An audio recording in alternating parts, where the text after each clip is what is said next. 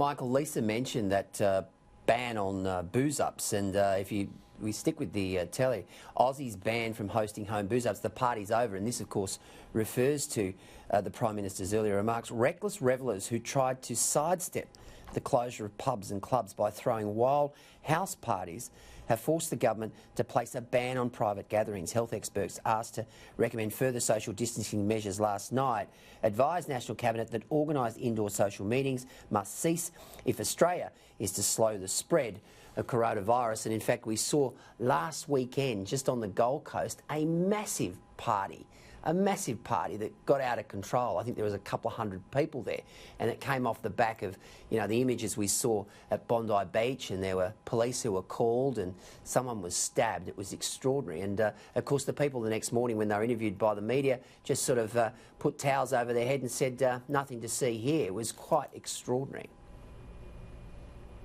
Yeah, look, it's interesting that, again, I think this gets back to that mixed messaging, which started off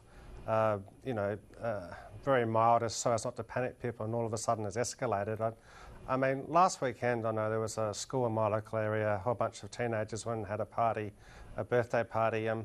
Now, those kids had a party, but then on Monday morning, they were all supposed to go back to school. So, you can understand why young people are a little bit complacent about this, especially when the messaging early on was the majority of people are only going to have mild symptoms. It'll be like a bit of a bad cold. Most people aren't going to be affected by this. Don't worry, don't panic, be calm, go about life as normal. And now all of a sudden the message has changed and it's ramped up. And I think that's part of the problem.